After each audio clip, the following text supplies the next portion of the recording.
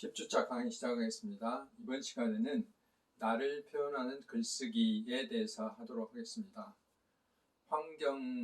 생태계와 환경 시간에 무슨 글쓰기 강의냐 하고 여러분들이 궁금해 하실 수 있지만, 제가 매 학기마다 글쓰기 강의를 시작하는 이유는 여러분들이 그 시험을 볼 때라든지 또는 리포트를 냈을 때 보면 글쓰기에 대한 그 중요성이 제가 인식되기 때문에 리포트 쓰기, 그 다음에 언론의 기고문 쓰기, 또 만약에 여러분들이 나중에 어떤 직업을 가졌을 때 그 필요한 보고서라든지 또 뭐 그런 여러 가지 글쓰기에 대해서 제가 강의를 매년 하고 있습니다.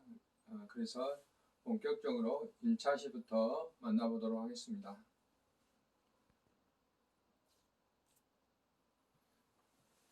그래서 목차는 레포트 쓰기, 신문의 기고문, 언론의 보도자료 등으로 말씀을 드리도록 하겠습니다. 그래서 먼저 1차지에서는 마음으로 움직이는 리포트 작성하기에 대해서 먼저 하겠습니다.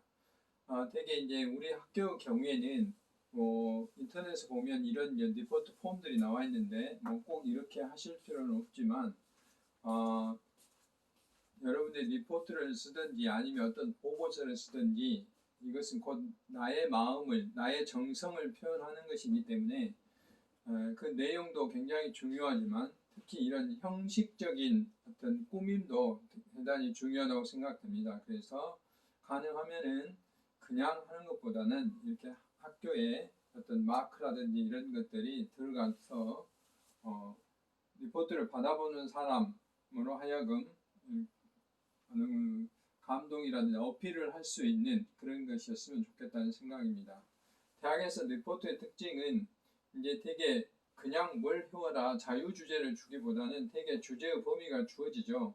어떤 리포트를 해와라 또는 팀별로 뭐 어떤 걸 해와라 이렇게 하기 때문에 그 비교적 다른 어떤 막연한 것보다는 그 주제가 주어지기 때문에 주제 선정에 대해서 뭐 걱정할 필요는 그렇게 없는 것이죠. 그래서 이제 우리가 어떤 그 주제에 대해서 주제를 얼마나 많이 이해하고 또 정확히 이해하고 있는지 이런 것을 알 수 있거든요. 그러려면 그 주제에 대해서 이제 표현하는 능력들이 또 길러져야 되겠죠. 그리고 대개 리포트를 주어지는 이유는 강의 시간에 우리 교수님들이 모든 걸 다 여러분들한테 알려줄 수는 없기 때문에 시간 제약이 있죠. 그래서 어떤 부분에 대해서는 조금 더 자세히 또 심화된 내용을 파악할 수 있고 또 여러분들의 생각을 알 수 있는 계기가 되지 않을까 하는 차원에서 리포트가 되게 주어지죠. 그래서 이런 리포트를 써본다는 것은 글쓰기라든지 또는 논문 쓰기 이런 것들을 미리 경험하는 계기가 됩니다.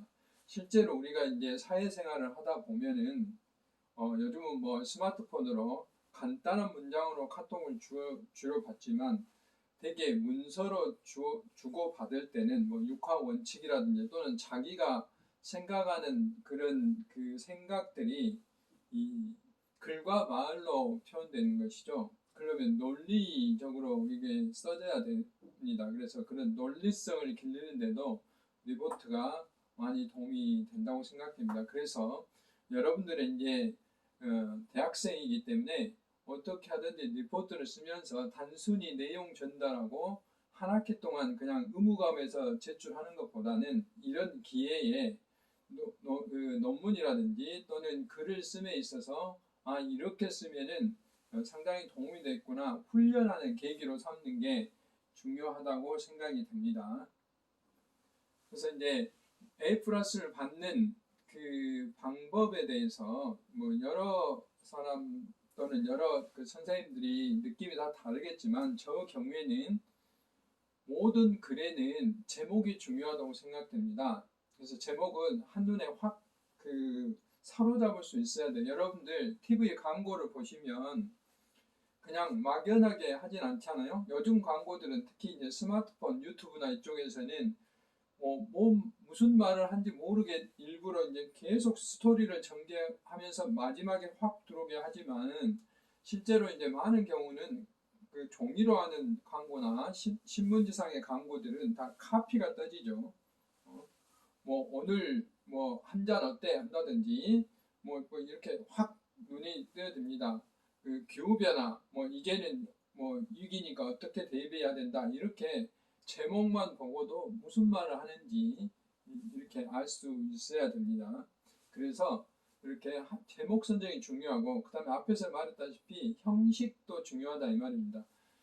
긴 문장으로 이걸 다 읽으려면 뭐 지루할 정도로 한 개 문장을 길게 쓴다든지 이러면은 점수가 깎여질 수밖에 없죠. 아무래도 그 읽는 사람도 사람이기 때문에 그래서 되도록이면 간결하게 개조체로 쓰면 더 좋죠. 개조체로 간결하게 써야 되고 그 주제 안에도 소 제목들이 들어가서 이것도 쉽게 눈에 띄게 해줘야 되고 그런 형식도 중요하죠. 그래서 가능하면 그림도 들어가야 되고 사진도 들어가야 되고 뭐 또 표라든지 이런 것들이 정갈하게 들어가 주는 게 감동의 하나이다라고 할 수 있어요. 그래서 사진이나 그림, 표 이런 꾸밈은 마치 내가 어떤 글을 씀에 있어서 색조화장이다라고 이야기를 할 수 있어요. 좀 더 아름답게 내 글을 보이기 위한 방법이다라고 할 수가 있어요.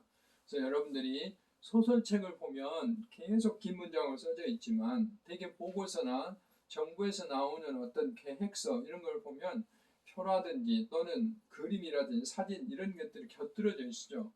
오히려 그 수많은 논문들은 표나 그림이 주제예요. 그 다음에 글은 이 표나 그림을 설명하는 것들이거든요. 그래서 두 가지만 봐도 알 수 있도록 해야 된다는 것이죠. 그래서 간결한 문장은 필수. 뭐 더 강조하고 싶은 것은 개조식이나 PPT도 고려해 볼 수 있다 이 말이죠. 요즘은 글로 쓰는 것보다는 상당히 다 PPT 형식을 기르는 경우가 훨씬 더 많습니다. 그리고 이제 중요한 것은 제목은 거창히 써놓고 본론이라든지 결론이 아무것도 없이 남의 걸 그대로 그냥 카피해 놓는다든지 이러면 또 안 되잖아요. 그래서 카피도 논리적으로 서로에 맞도록 예를 들어서 그 어떤 기후변화에 대해서 썼다 그러면 제목도 기후변화 그 다음에 그 안에 있는 내용도 또 기후변화에 대해서 써야 되고 결론도 기후변화가 이런데 내 생각은 어쩐다 하는 이렇게 쭉 이어져야 돼요. 그것을 논리적으로 물 흐르듯이 써야 된다 하는 것이고 가능하면 결론에서는 이건 리포트이기 때문에 그냥 다른 사람 걸 그 카피를 해서 이렇다 하는 보다는 되게 지금까지 나와 있는 어떤 주제들의 내용을 쭉 열거한 다음에 내가 생각할 때는 적어도 나의 생각은 이렇다 하고 총괄적으로 기후변화를 줄이기 위해서는 적어도 대학생 입장에서는 이런 것을 강조하고 싶다라고 이제 자기 생각을 어느 정도는 담아야 이 사람이 이 학생이 이 리포트의 내용에 대해서 충분히 다 소화를 했구나라고 이제 이야기할 수 있는 거죠. 그 다음에 분량과 맞춤법도 중요해요. 너무 작다든지 예를 들면 이제 제가 리포트를 받아보면 어떤 분은 A4 한 장을 낸다든지 또 어떤 사람들은 너무 많이 낸다든지 이럴 필요는 없어요. 되게 뭐 5장에서 6장 많으면 10장 이내에 10페이지 이내에 A4 사이즈로 그 정도면 적당할 것 같습니다. 그 다음에 이제 맞춤법 검사 이런 것들은 나중에 이제 필요하면 하시면 되고요.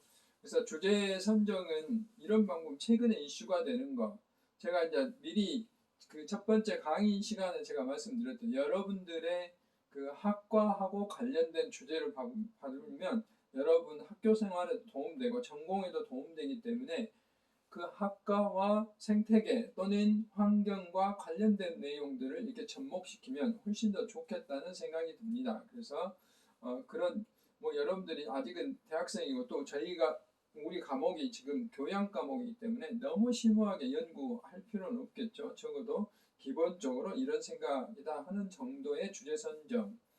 그리고 이제 우리나라는 이렇고 다른 나라는 이렇다 하는 것들은 언론이나 다른 사람 연구소, 요즘은 이제 인터넷 찾아보면 이런 것들은 수많이 이렇게 나와 있죠. 그런 것들을 고려해야 되고 서론 부분에 주제를 왜 선정했는지 지금 뭐 기후변화가 세계적으로 이렇고 더군다나 코로나가 이제 발생함으로 인해서 이제 기후변화에 대한 사람들의 관심이 높아졌다. 뭐 이렇게 이야기를 해볼 수 있는 거죠. 그래서 이제 이런 것들이 해결할 과제로 전 지구인들이 지금 노력하고 있기 때문에 나도 이런 주제를 선택했다.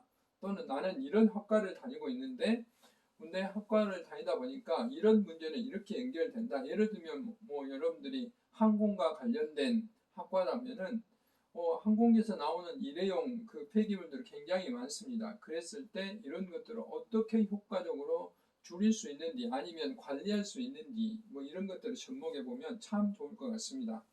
그래서 본론에서 과제의 내용 마지막에 이제 이런 내용들을 과제에서 다루겠다 하는 것을 요약을 기후변화에서 나는 기후변화 현재 상황이 어떻고 그다음 문제점은 뭐고 앞으로 이제 내가 연구하는 것은 내가 리포트에서 고려해봤던 이런 것이다. 이렇게 주제를 몇 가지 여기 서론에서 제시해 주는 것도 중요하다라고 생각이 듭니다. 이제 본론에 가서는 주제 내용을 몇 가지로 이렇게 구분해서 소제목을 달아주면 돼요. 뭐 예를 들면 이제 기후변화 했을 때 1. 기후변화의 현황, 뭐 2. 우리나라의 뭐 현실, 3. 세계적인 동향, 뭐 4. 뭐 현재 전 지구가 이제 뭐 노력하는데 이런 부족한 모습, 뭐 이렇게 이제 해보면 되겠죠. 이게 이제 본론이죠. 그래서 5번 이제 기후변화를 극복하는데 뭐 해결 방안 뭐 이렇게 예를 들면 그렇다는 것이죠. 그래서 그런 소 제목을 달아서 다른 사람의 사례를 인용하고 재구성한다 하는 것이고 인용할 때는 반드시 이제 누구 걸 인용했다고 표시를 해줘야 돼요. 요즘은 이제 이런 게 다 저작권의 지적을 받기 때문에 그리고 통계가 자료가 있으면 통계 뭐 기후변화에 대한 탄소 저감 그 노력을 봤더니 우리나라가 뭐 몇 퍼센트를 줄이고 뭐 어떻게 하고 있더라. 뭐 환경부 자료에 따르면 이런 것이죠. 그래서 그림이나 표를 적절하게 활용한다든지 본론에서도 이런 소제목이 달아지는 것이 바로 주제와 맞게 논리적으로 이렇게 차례로 정리하는 것이 필요하다라고 이제 말을 할 수가 있습니다. 근데 결론 부분에 가서는 서론부터 본론까지 나온 내용, 핵심 내용을 요약해 보는 거죠.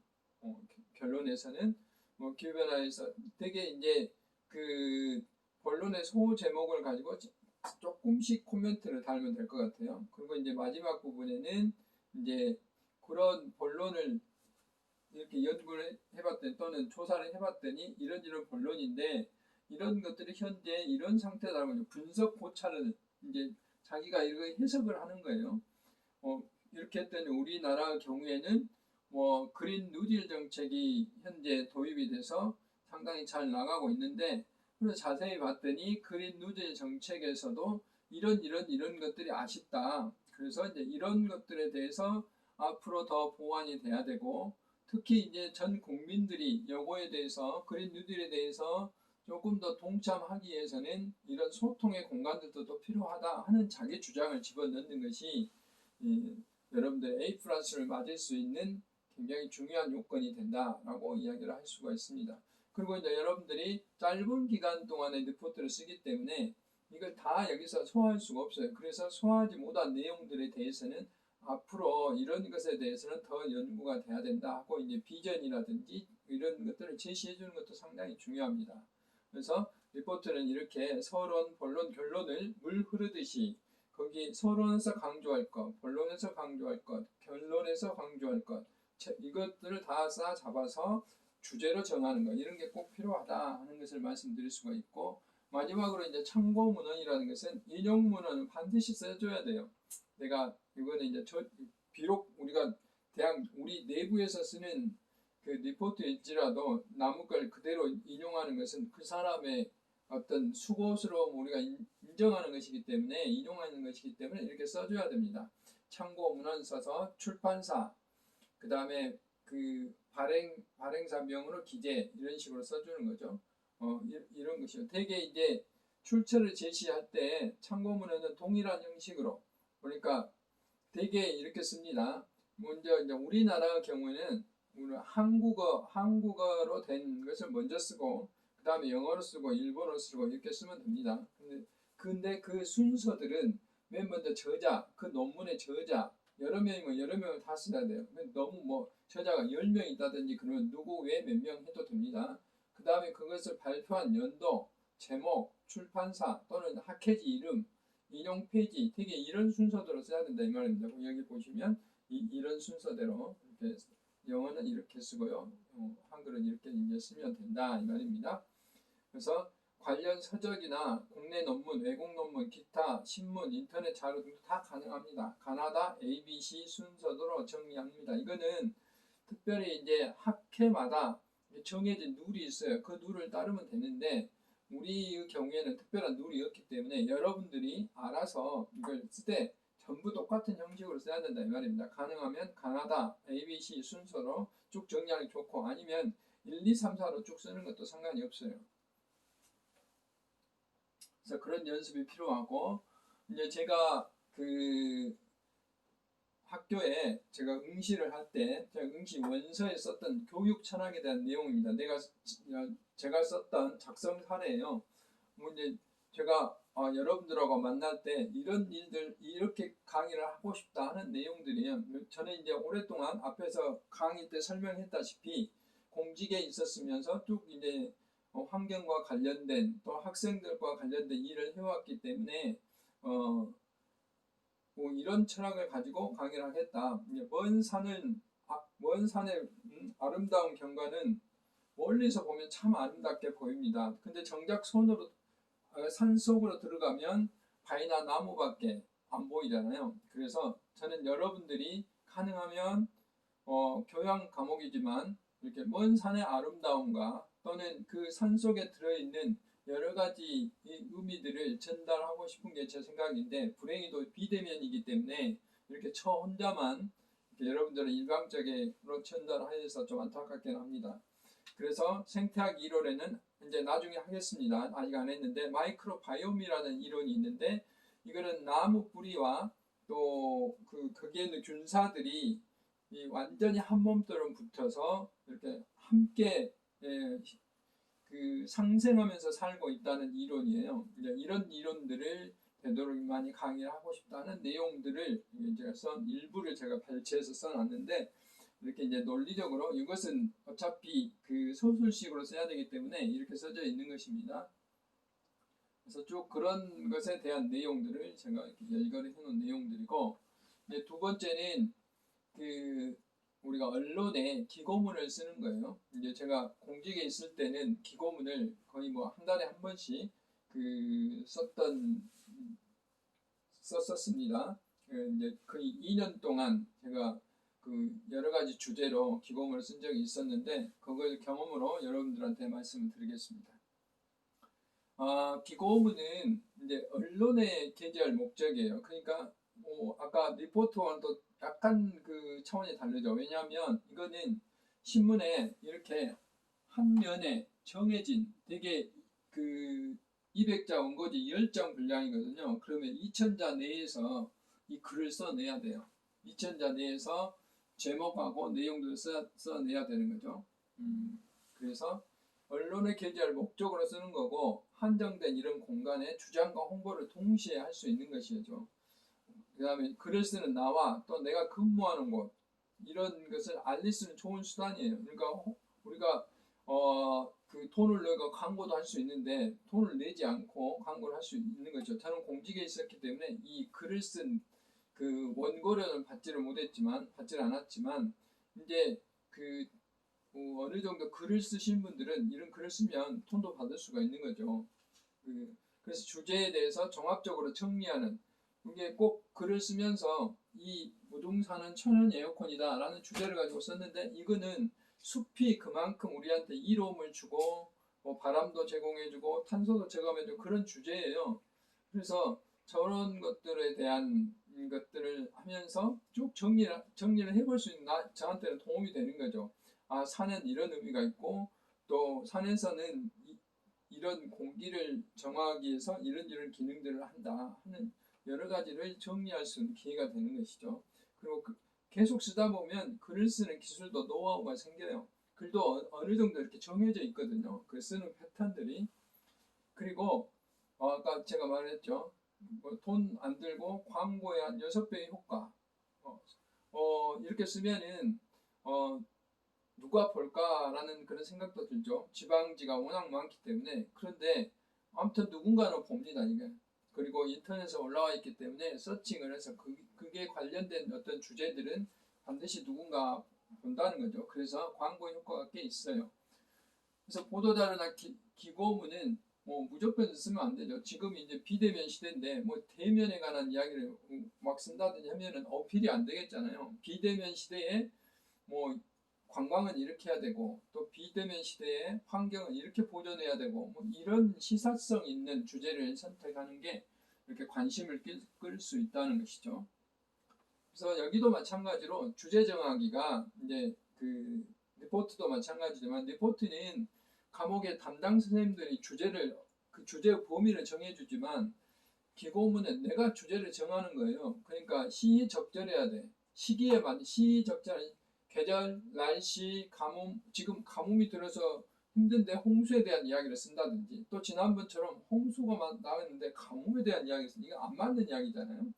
또 연말인데 뭐 아주 더운 이야기를 쓴다든지 연초면 무슨 계획을 세우고 뭐 희망적이고 비전에 관해된 이야기를 써야 되잖아요. 그래서 이런 그 시기에 맞는 그런 주제를 써야 돼요. 지금 우리나라는 코로나 2기로 인해서 감염병에 대한 것이 강조가 되고 있고 또는 그로 인해서 국가 경제 위기를 어떻게 극복할 것인지 전 국민이 관심이 많죠. 그래서 자기가 어떤 일하고 있는 분야, 자기가 공부하고 있는 분야에 그런 것과 연관되면 참 좋겠다 생각합니다. 그것이 사회적인 이슈나 트렌드예요. 이거하고 관련된 주제를 정한 게 좋고 국내 관심사도 그런 것이죠. 지금 온 세계가 코로나로 인한 어떤 관심사들이죠. 코로나로 인한 경제 위기는 어떻게 하고 있고 감염병이 얼마나 일어나고 있고 그다음 언택트로 인한 그 비대면에 대한 그 경제적인 것 또는 사회적인 교감들은 어떻게 일어나는가 하는 것들이 관심사예요. 그래서 그것과 본인이 하는 업무, 학과와 관계된 연계 이런 것들을 이제 정리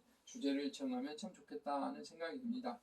그래서 주제는 카피와 같이 의미와 이미지를 동시에 전달할 수 있는 것, 뭐 행복을 크게, 넓게, 길게 이런 것도 하나의 주제일 수 있는데 이거는 이제 어떤 광고의 카피처럼 보이는 거고 그러고요. 보도자료 경우는 전하고자 하는 내용이 그대로 제목에 이렇게 표현돼야 돼요. 보도자료 경우는 예를 들면 제가 뭐 예를 들면 뭐 공직에 있는데 지금 쓰레기 종량제를 하고 싶다 그러면 언제부터 쓰레기 종량제 실시 이렇게 직접적으로 주제를 달아야 돼요. 기고문하고 좀 다르죠. 그다음에 보고서 같은 경우는 내가 이제 나의 상사한테 결제를 받는 것이잖아요. 그래서 그 결제를 받으려면 내가 지금 예를 들어서 볼펜을 한 자리 사고 싶다 그러면 무슨 볼펜 구입 결제 이렇게 직접적으로 그 목적이 들어가야 된다는 것이죠. 논문 연구 주제가 곧 제목이 되는 것이죠. 연구 주제가 이렇게 이제 제목의 특성들이 이루어지고 제가 2년 동안 썼던 그 기고문의 제목들이에요. 이제 보시면 맨 처음에 여러분들하고 강의 시간에도 한번 했었는데 강주천 물속 생태계 상생과 배려 그래서 물속 생태계에 대한 이야기를 썼고요. 즐거운 불편에 대한 반성문 이렇게 해가지고 지금 이제 우리가 기후변화 때문에 여기 보면 즐거운 불편이 어떻게 즐겁겠어요. 그런데 자가용보다는 대중교통을 타고 다니니까 이거 불편하죠. 그런데 지구를 생각했을 땐 즐거운 일이잖아요. 내가 종량제를 열심히 지킨다. 불편한 일이죠. 근데 지키는 것은 즐거운 일이죠. 그래서 그런 것에 대한 반성문을 썼어요. 실제 실천도 제가 해봤습니다. 겨울철 건강, 실내 공기 환기로 지키자. 직접적으로 봄철의 불청객, 미세먼지, 감염병, 글로벌 시대 이때 이제 막 메르스가 유행했을 때나 이런 주제를 담았던 거죠.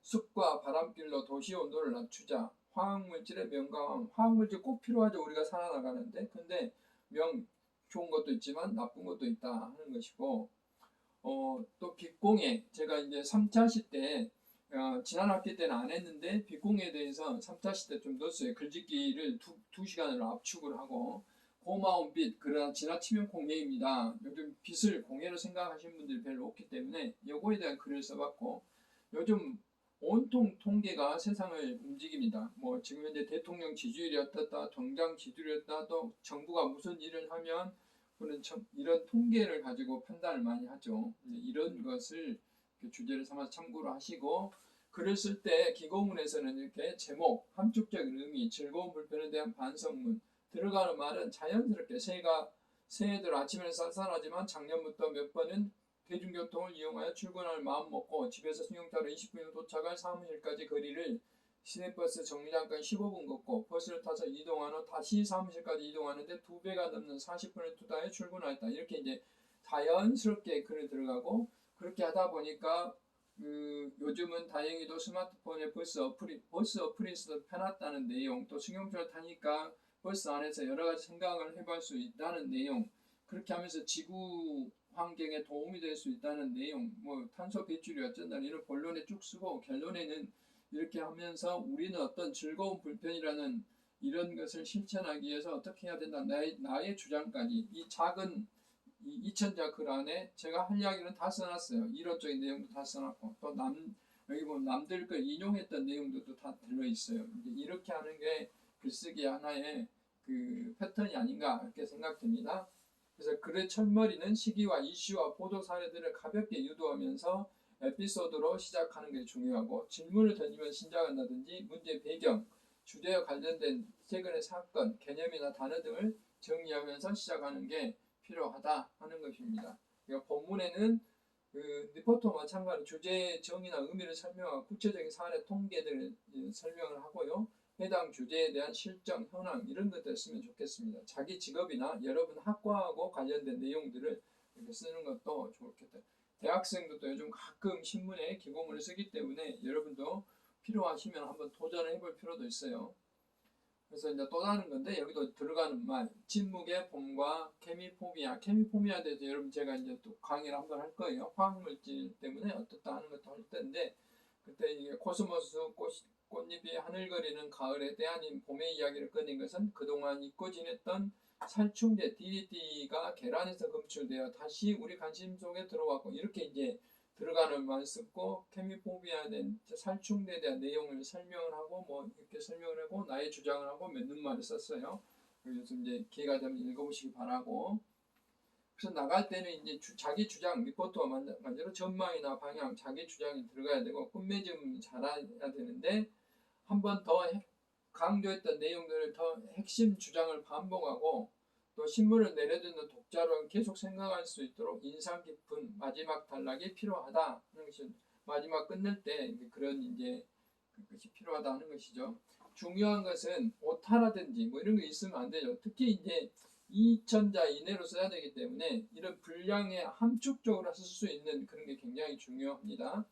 그래서 그 문장의 글의 수준을 어린이나 일반 독자가 읽을 수 있는, 전공자가 아니어도 알 수 있는 쉬운 용어를 써야 돼요. 어려운 한자를 쓴다기보다는.